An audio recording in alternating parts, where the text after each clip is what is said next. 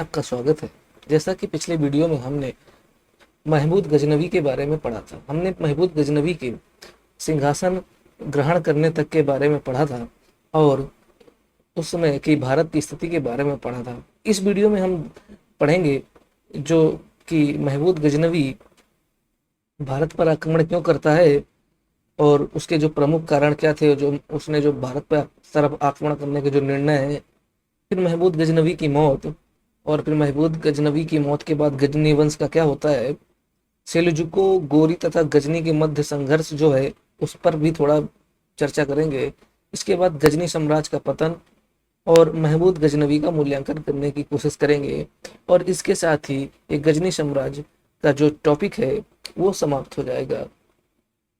तो हमने देख लिया कि महमूद गजनवी 998 ईस्वी में गद्दी पे बैठ गया।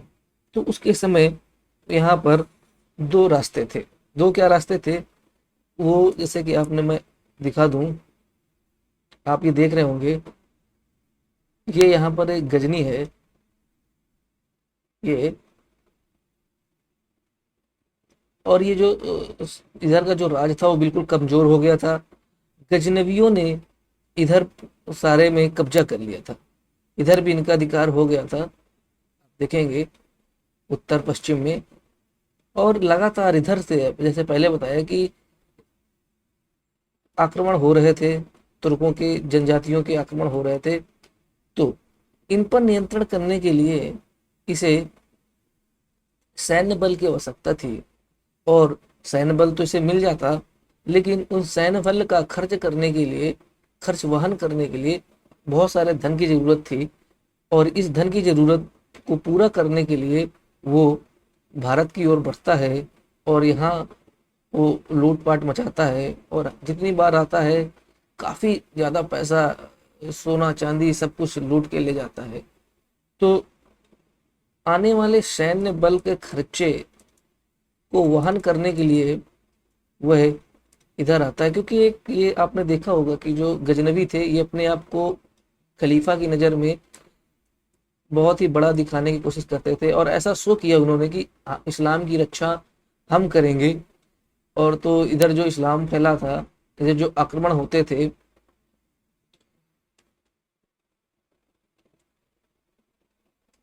उनसे रक्षा करने के लिए इन्होंने भारत की तरफ रुख किया कि यहाँ से धन इकट्ठा किया जाए। तो जब भारत की ओर वो धन इकट्ठा करता है, तो महमूद गजनवी जो था वो एक बार, जब उसके जो पिता थे सुबुक्तगीन, उसके साथ वो जो जयपाल था उसके खिलाफ जो अभियान चला था, उसमें एक बार वो भारत आ चुका था, मतलब कि भारत की सीमा में प्रवेश कर चुका था। तो एक बार पुनः यही जो वही रास्ता चुनेगा, ये इस पुनः जो पहले था, ये जो हिंदू शाही राजवंश है, जहाँ पर आनंद पाल का जो जयपाल जो है उनका जो शासन था, उधर ही चुनेगा और उधर ही अटैक करेगा सबसे पहले। और आपको यहाँ पर मैप में दिखा दें, ये एक सिंध है, ये मुल्तान है, ठीक, इधर इधर ही कहीं पंजाब पड़ता है, और ये कश्मीर है कुछ भाग पर। तो महमूद गजनवी के हमने आक्रमण के बारे में, के कारण के बारे में पढ़ लिया। अब महमूद गजनवी के हम प्रमुख जो आक्रमण हैं उनके बारे में चर्चा करेंगे।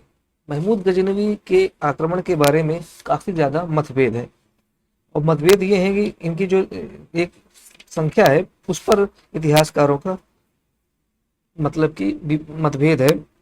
तो एक इतिहासकार है हेनरी इलियट। कौन है? Henry Elliot.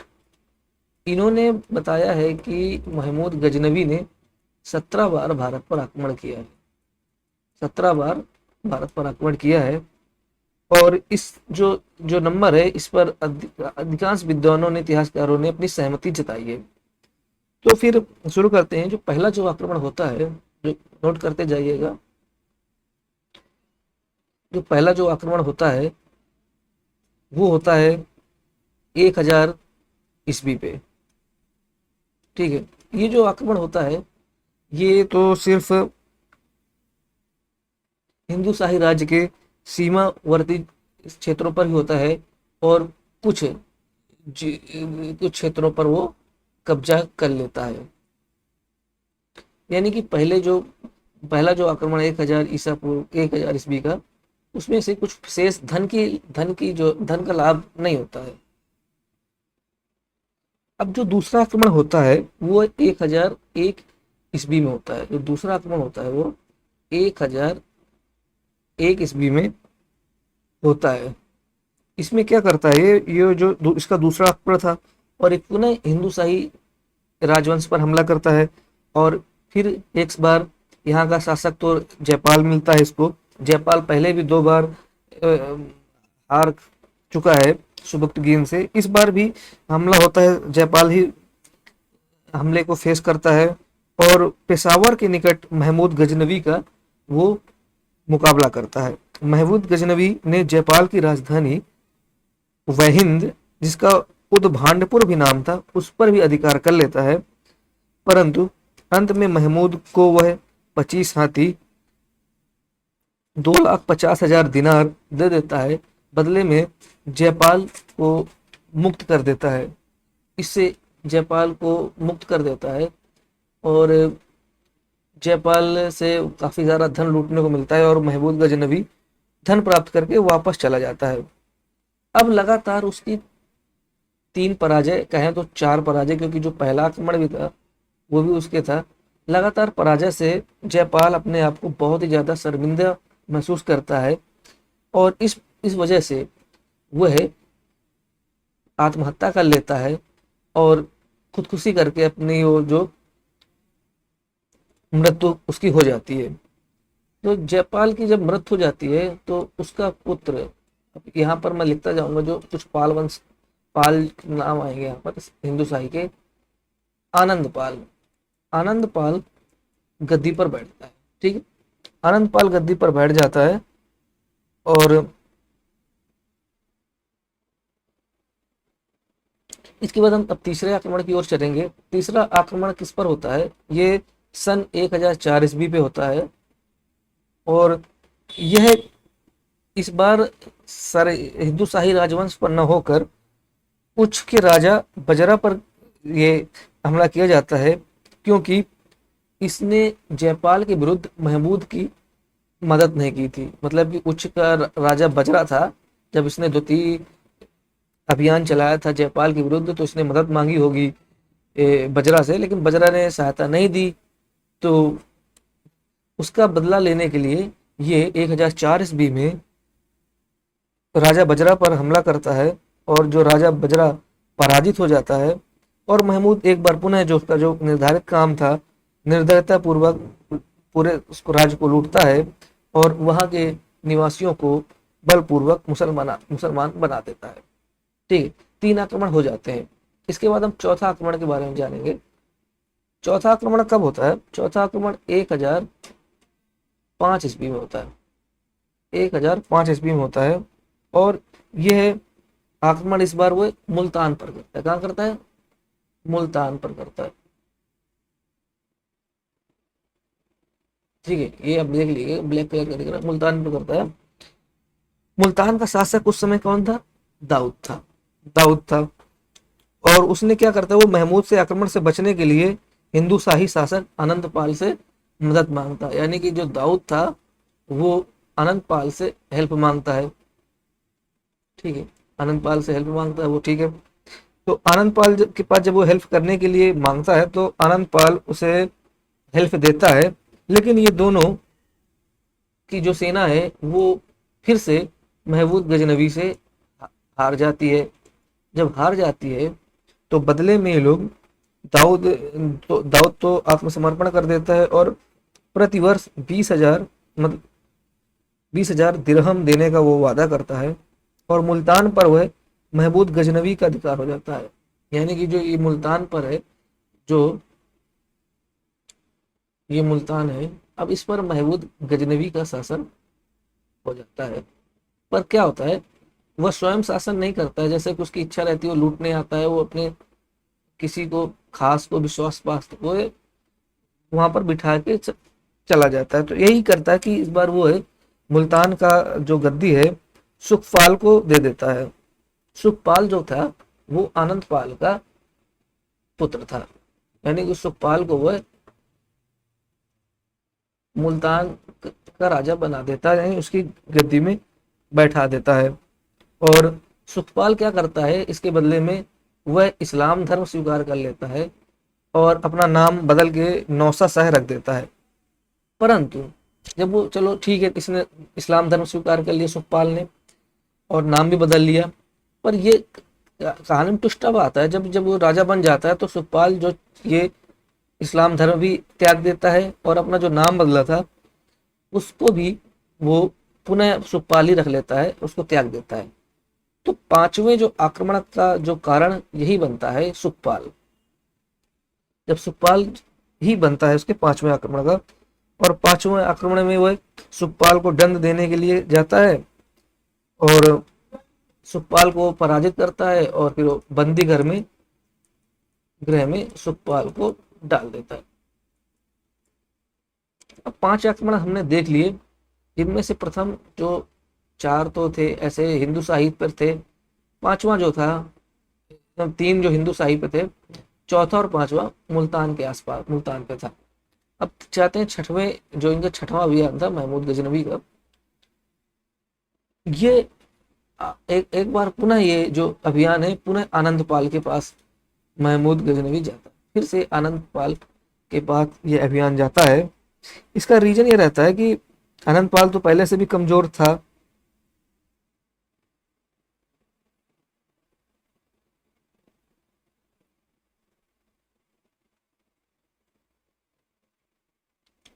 तो आनंद पाल इस बार क्या करता है, वो उज्जैन के परमार, ग्वालियर के कछवाहा और कालिंजर के कालोचिरी, कन्नौज के राठौर, दिल्ली अजमेर और चौहान राजाओं का एक संघ बनाता है।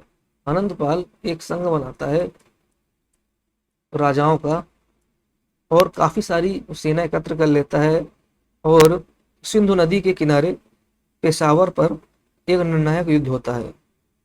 और इसमें आनंद पाल का साथ, ये जो राजा तो साथ देते हैं, राजा तो साथ दिए हैं जिनका नाम मैंने गिनाया, इसके साथ खोखरों खोखरों ने भी आनंद पाल का साथ दिया। जब ये 3 जो थे और उधर महमूद गजनवी के बीच जब युद्ध होता है तो महमूद गजनवी एक बार तो हारने लगता है, लेकिन ऐसा कुछ घटना घटती है कि आनंद पाल का हाथी भयभीत होकर मैदान से भाग निकलता है और इस प्रकार से आनंद पाल की सेना अस्त व्यस्त हो जाती है तथा इस प्रकार और वो हार जाता है और महमूद गजनवी विजयी हो जाता है। महमूद गजनवी जो उस समय उसने सॉल्ट रेंज में स्थित आनंद पाल की जो एक नई राजधानी थी नंदपुर को तबाह कर देता है तथा आनंद पाल को आत्मसमर्पण करने के लिए बाध्य कर देता है, यानी कि एक बार पुनः आनंद पाल समर्पण कर देता है। 7वां जो आक्रमण जो होता है वो 1009 ईस्वी में होता है। इसमें होता है 1009 ईस्वी में। इसमें क्या होता है, आनंद पाल को पराजित करने के बाद महमूद को युद्ध की लूट में कुछ हाथियों के अतिरिक्त और कुछ ज्यादा विशेष वस्तु हाथ नहीं लगती है, तो वह लूट की भूख जो होती है उसको मिटाने के लिए 7वां आक्रमण इस बार पहाड़ी प्रदेश नागरकोट में करता है। नागरकोट के किले में बहुत सा धन एकत्र हुआ रहता है, वहां के कोई महमूद का सामना नहीं करता है, आत्मसमर्पण कर दिया जाता है। और फरिश्ता के अनुसार सोचें तो महमूद लगभग 7 लाख स्वर्ण दिनार, 700 मन चांदी, 200 मन सोना आदि, 20 मन पन्ने हीरे रतन आदि बहुमूल्य मड़िया लेकर भारत से वापस गया, यानी कि 7वें में अभियान में उसने बहुत सारी लूट की। अब 8वां अभियान किस पर होता है, 8वां अभियान देखिए, इसने सुखपाल को तो भगा दिया था, पुनः यहाँ पर दाऊद दाऊद यहाँ पर पुनः राजा बन गया था, पर क्या होता है, दाऊद पुनः से विद्रोह कर देता है और इस बार वह महमूद गजनवी दाऊद को बंदी बना के कैद में डाल देता है और मुल्तान पर अधिकार कर लेता है। ये 8वां आक्रमण था 1010 ईस्वी में।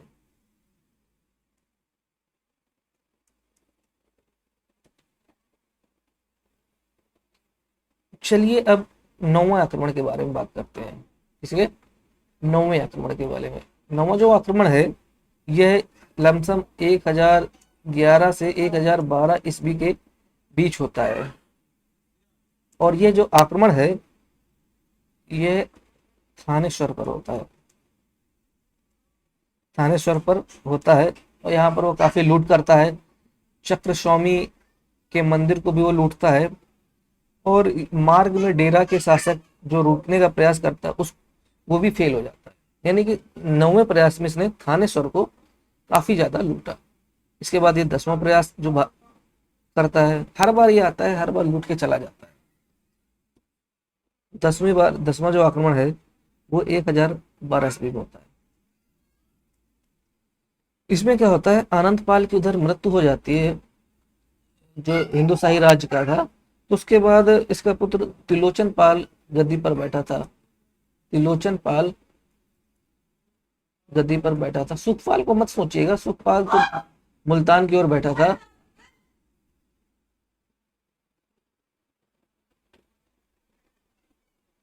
महमूद गजनवी इस बार त्रिलोचन पाल के अगेंस्ट करता है। त्रिलोचन पाल का एक बेटा था जिसका नाम भीमपाल था, जो प्रशासन में उसका प्रमुख सहायक था। उसके कहने पर ही महमूद का विरोध करने की त्रिलोचन ने नीति अपनाई। भीमपाल ने मरगला दर्रे पे अपनी किलाबंदी की और महमूद की सेनाओं को रोकने का प्रयास किया, किंतु महमूद की सेना उस दर्रे को जीतकर नंदन, जो कि राजधानी थी, नंदन के दुर्ग पर चढ़ाई कर दी और त्रिलोचन पाल व भीमपाल ने भागकर यहाँ से कश्मीर में जाके शरण ले ली। ठीक है, यहाँ देखिए कश्मीर में जाके शरण ले ली। और वहां का कश्मीर का वहां का जो राजा उस समय था संग्राम सिंह, संग्राम राज, उन्होंने मिलकर महमूद गजनवी से लड़ने की तैयारी करने लगे। कश्मीरी मंत्री तुंग भी उनकी सहायता के लिए भेजा गया, लेकिन महमूद गजनवी की जो सेना है उसके सामने इनका जो ये बनता है, जो ये सेना पराजित हो जाती है। और इस प्रकार से यहीं से ही त्रिलोचन पाल की भी यहीं पर मृत्यु हो जाती है इसी आक्रमण में। और हिंदू शाही राजवंश का अंत यहीं से हो जाता है, यानी कि 10वें आक्रमण से हिंदू शाही राजवंश का आक्रमण खत्म हो जाता है। इसके बाद हम 11वें आक्रमण की ओर बढ़ेंगे। 11वें आक्रमण में क्या होता है, यह 11वें आक्रमण में यह कश्मीर में प्रवेश करने का प्रयास करता है परंतु असफल हो जाता है, क्योंकि उसकी भौगोलिक दशाएं ऐसी नहीं थी और उसमें उसको पार करने में गजनवी की सेना भी सक्षम नहीं थी। इसके बाद हम देखेंगे 12वां अभियान। जो इसका 12वां अभियान है वह 1018 ईस्वी में होता है। 1018 ईस्वी में कन्नौज पर आक्रमण करता है। कन्नौज पर आक्रमण करने के बाद, उस समय कन्नौज बहुत ही ज्यादा प्रमुख वो जगह थी, वो भारत की राजधानी में गिनी जाती थी। और इस समय कन्नौज में गुर्जर प्रतिहार वंश का शासन था।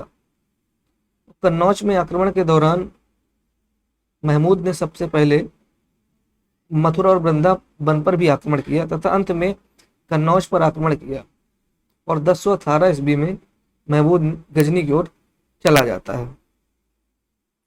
यहाँ भी ये बहुत लूटपाट करता है और काफी सारा धन इकट्ठा करता है। 13वां अभियान के बारे में बयान। 13वां अभियान, ये जब वो कन्नौज जाता है, मथुरा को लूट चुका होता है, तो ये 13वें अभियान में ये वृंदावन को लूटने आता है।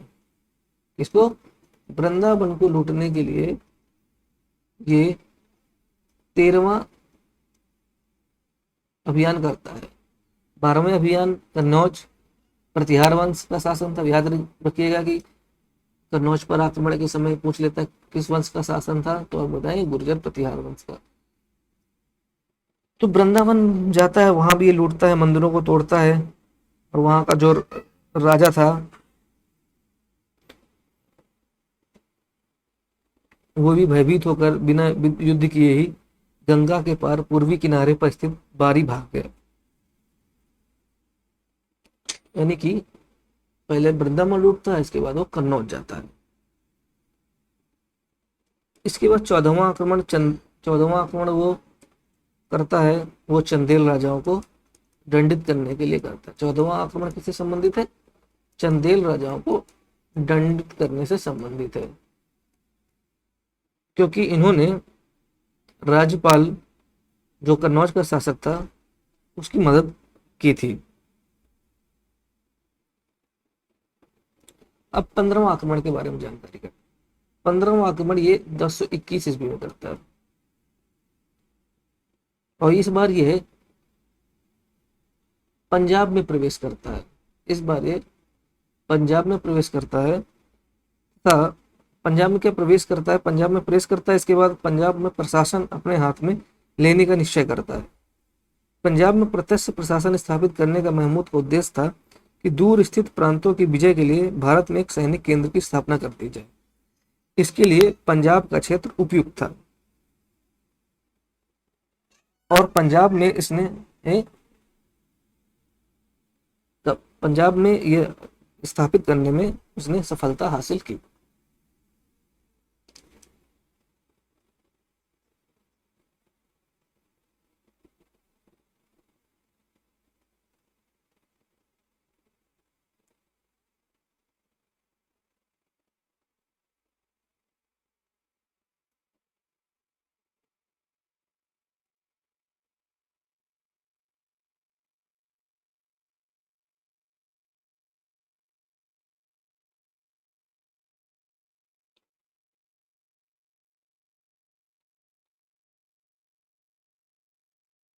अब जानते हैं जो सबसे ज्यादा महत्वपूर्ण है और सबसे ज्यादा प्रश्न पूछे जाने वाला विषय है सोमनाथ पर आक्रमण। सोमनाथ पर आक्रमण ये 1027 ईस्वी में होता है। ठीक है, माफ कीजिएगा, 1027 ईस्वी में तो इसका आखिरी अभियान होता है। 1025 ईस्वी में होता है, 1025 या 26 के बीच में होता है। यह विशाल सेना लेकर गुजरात में सोमनाथ मंदिर पर आक्रमण करता है। महमूद गजनवी का यह सबसे प्रसिद्ध अभियान है, और सोमनाथ के मंदिर जो गुजरात में था, भारत में सबसे महत्वपूर्ण मंदिरों में था, जो कि सोमनाथ का मंदिर आप जानते हैं कि शिव मंदिर था। इसमें बहुत ही ज्यादा धन था, जो कि महमूद गजनवी के आक्रमण का मुख्य कारण था। मुल्तान के मार्ग से आया, वह काठियावाड़ में प्रवेश किया। मार्ग से वो काठियावाड़ में प्रवेश किया। इसके पश्चात वो अनहिलवाड़ा पहुंचा, जो काठियावाड़ की राजधानी थी। अनहिलवाड़ा पहुंचने पर वहां का शासक भीमदेव था। अनहिलवाड़ा का शासक भीमदेव था। भीमदेव बिना लड़े ही मैदान छोड़ के भग जाता है, मतलब कि सरेंडर कर देता है, और वो अनहिलवाड़ा को पहले लूटता है।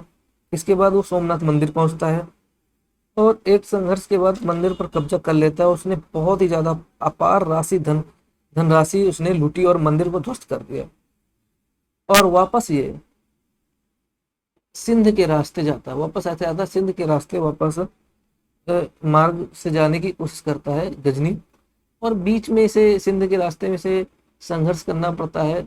जाट जो एक जाति है, और पोखर, ये जो जाति है, ये इन्हें बहुत ही ज्यादा परेशान करती है। तो जो परेशान करती है, इन्हीं दोनों को सबक सिखाने के लिए, दंड देने के लिए 1027 ईस्वी में महमूद गजनवी अपना आखिरी अभियान करता है इनके खिलाफ, और इन्हें बहुत ही कठोरता के साथ समाप्त कर देता है।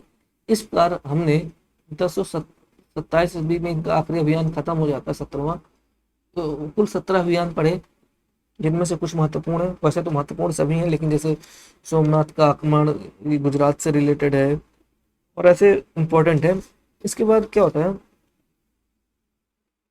1030 ईस्वी में महमूद गजनवी की मौत हो जाती है। महमूद गजनवी की मौत हो जाती है।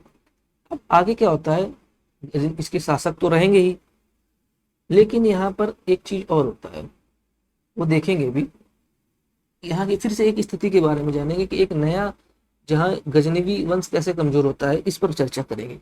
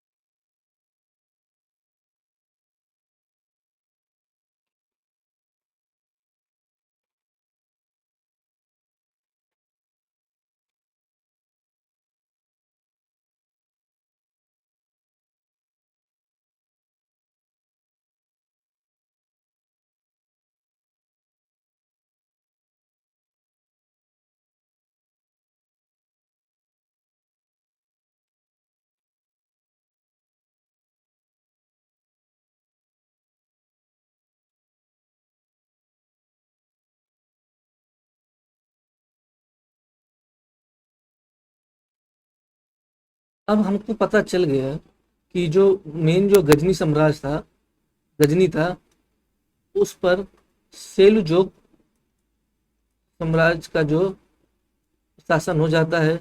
और जो गजनी थे, ये जो लोग हैं, ये लाहौर और इधर पंजाब की ओर भाग आते हैं।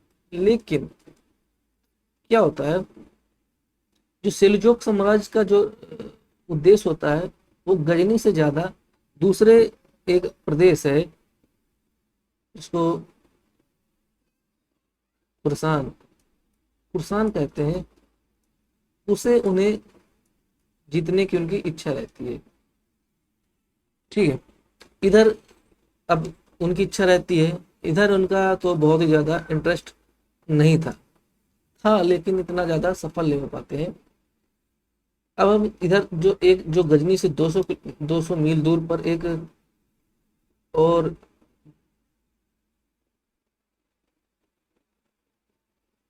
शासन, जो 200 मील दूर पर एक गोरी वंश जो चलेगा, उसके बारे में जान लेते हैं थोड़ा सा। जो गोरी वंश के जो शासक बहुत सारे थे, अब स्वतंत्र हो गए थे, अधीनता तो मानते नहीं थे। तो उनमें जो कुछ शासक थे, जैसे कि एक मोहम्मद था। मोहम्मद के बाद एक इनका जो राजा बनता है, कुतुबुद्दीन हसन, इसकी हत्या हो जाती है। इसके बाद जो गौर गौर साम्राज्य का जो राजा बनता है, इजुद्दीन इजुद्दीन हुसैन, ये काफी समय तक रहता है और ये लगभग 1110 से 1146 ईस्वी तक रहता है। और ये गोरी साम्राज्य का विस्तार यही करता है। अभी तो गोरी साम्राज्य का विस्तार तो हो नहीं रहा था, गोरी साम्राज्य जितना था उतने में ही बना हुआ था। और यही जो है,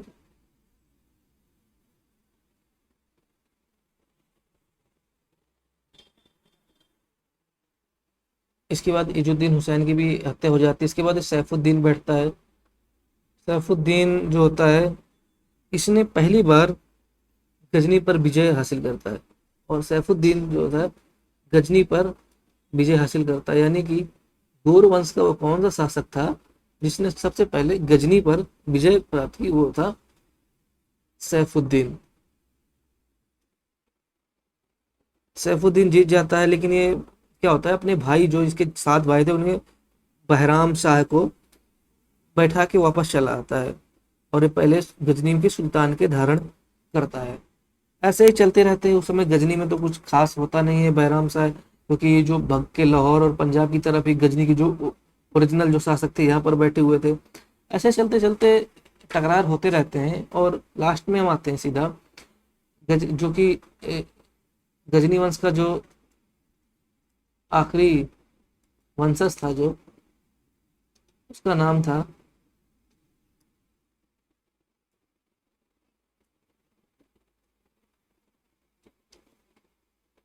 उसका नाम था खुसरो मलिक।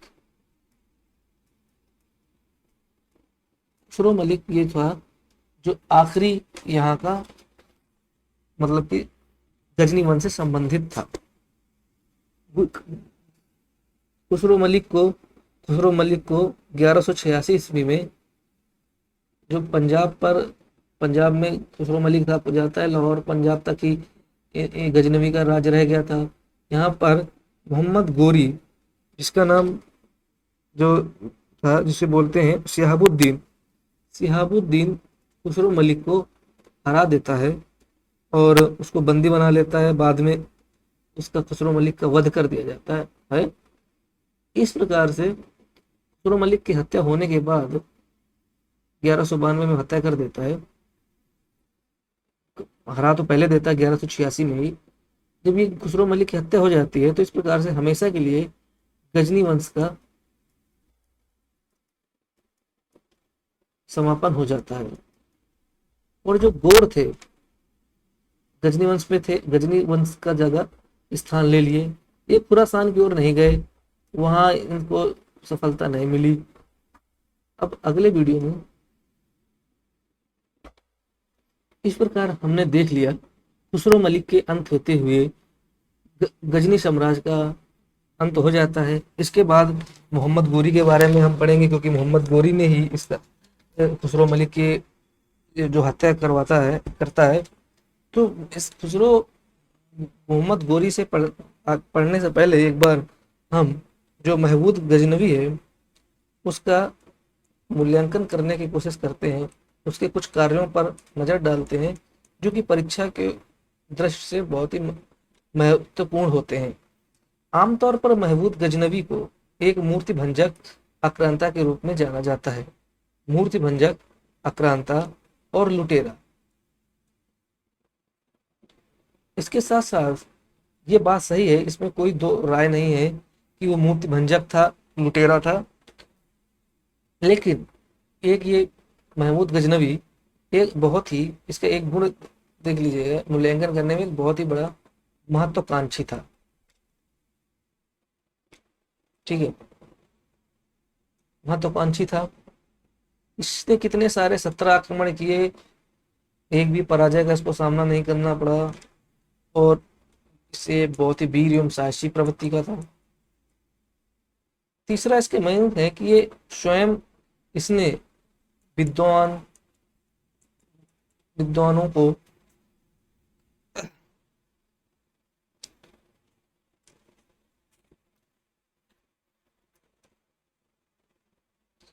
कलाकारों को इसने संरक्षण प्रदान किया। कलाकारों को संरक्षण प्रदान किया। कैसे प्रदान किया? देखिए, इसके जो शासन काल में इसके जो बहुत ही ज्यादा चार चार जो इसके प्रमुख दरबारी विद्वान हैं उनके बारे में जान लेते हैं, जिनसे प्रश्न भी पूछ जाते हैं। एक तो इनका दरबारी विद्वान है उतबी, लिख लीजिए उतबी।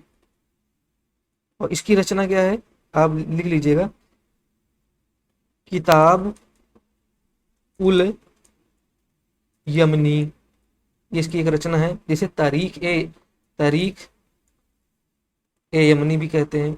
दूसरा जो इसका प्रसिद्ध दरबारी था, जो कवि विद्वान था, फिरदौसी।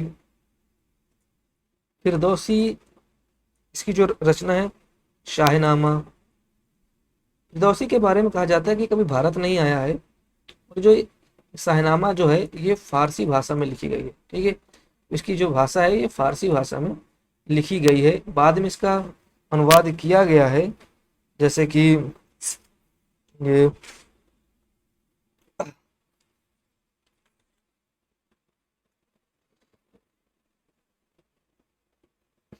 रजनीकांत शर्मा ने इसका हिंदी में अनुवाद किया। और इसे जो फर- फिरदौसी को एक उपाधि दी गई, मतलब कि एक वो कहा जाता है, फिरदौसी को पूर्व का होमर कहा जाता है। नोट कर लीजिएगा, बहुत इंपॉर्टेंट है। प्रश्न बनता है, पूर्व का होमर किसे कहा जाता है? ए, पूर्व का होमर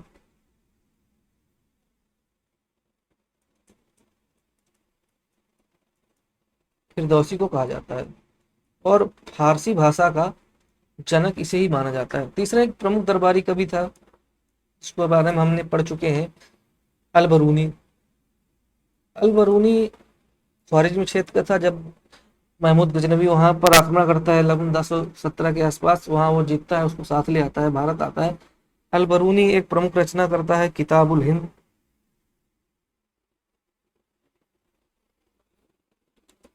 इसकी एक रचना दी, किताबुल हिंद। इसमें भारत के बारे में बहुत ही जानकारी देता है। इसके बाद एक चौथा इसका दरबारी कवि है, देखते हैं।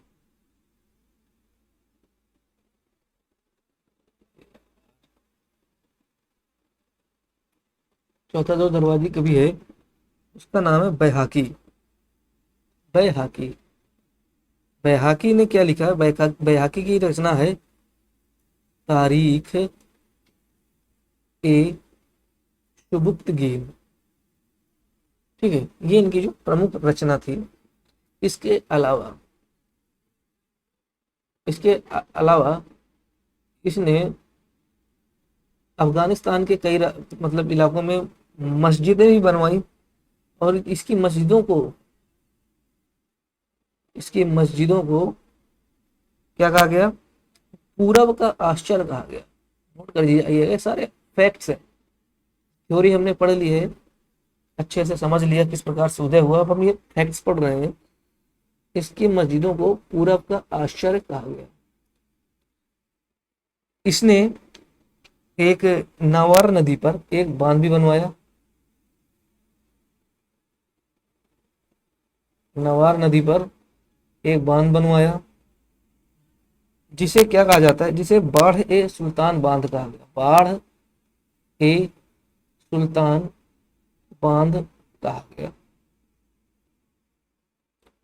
ये तो देखिए, ये इसने अपने शासनकाल में विद्वानों और कलाकारों को संरक्षण प्रदान किया, कुछ निर्माण कार्य भी करवाए।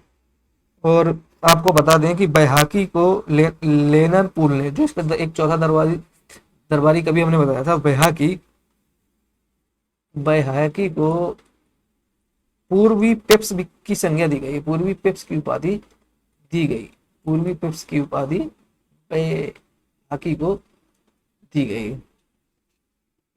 और महमूद गजनवी ने जिस दर्रे का इस्तेमाल किया था भारत आने पे, आया तो हिंदू कुश क्षेत्र से था, हिंदू शाही राजवंश में। वहां पर ही ये खैबर दर्रा है। प्रश्न बनता है कि किस दर्रे से होके आया था महमूद गजनवी। वनडे एग्जाम में पूछ ले जाता है, तो आप लिख दीजिएगा। इसका जवाब है खैबर दर्रा। खैबर दर्रे से महमूद गजनवी ने भारत पर प्रवेश किया था। ठीक है। और इसके बाद इसमें जो उत्बी के बारे में जान लिया, जो उसका प्रधान सचिव था। इस प्रकार से हमने पूरा लगभग गजनी साम्राज्य के बारे में जान लिया। पहले वीडियो में हमने गजनी साम्राज्य का उदय, उसके आसपास के जो एरिया थे उन पर क्या स्थिति, वहां पर किसका शासन था, भारत की तत्कालीन स्थिति क्या थी, इस पर चर्चा की। दूसरा वीडियो में हमने क्या जाना? महमूद गजनवी ने भारत की ओर आक्रमण क्यों किया, उसके 17 आक्रमणों का विस्तृत हमने अध्ययन किया। इसके बाद महमूद गजनवी की मौत के बाद क्या हुआ, इसके बारे में जानकारी हमने हासिल की, कैसे गजनवी वंश मतलब समाप्त हुआ। इसके बाद हमने महमूद गजनवी का मूल्यांकन किया। तो इस प्रकार से ये चैप्टर यहीं पर समाप्त हो जाता है। उम्मीद है कि आपको ये चैप्टर काफी पसंद आया होगा, और इसके संबंधित जो भी हमने फैक्ट्स भी कवर करा दिए हैं, और इसके अलावा जो प्रश्नोत्तरी के माध्यम से हम प्रश्न जो हल कराएंगे, उसमें ये टॉपिक और भी क्लियर हो जाएगा। तो जो अगला जो हम टॉपिक है, जो इसी चैप्टर का ही भाग है, गौरी साम्राज्य के बारे में पढ़ेंगे। तब तक के लिए चलते हैं, बाय बाय, धन्यवाद। अच्छा लगा हो तो लाइक कर दीजिएगा, सब्सक्राइब कर लीजिएगा चैनल को, और कमेंट करके अपने सुझाव जरूर दे दीजिएगा। चलिए बाय।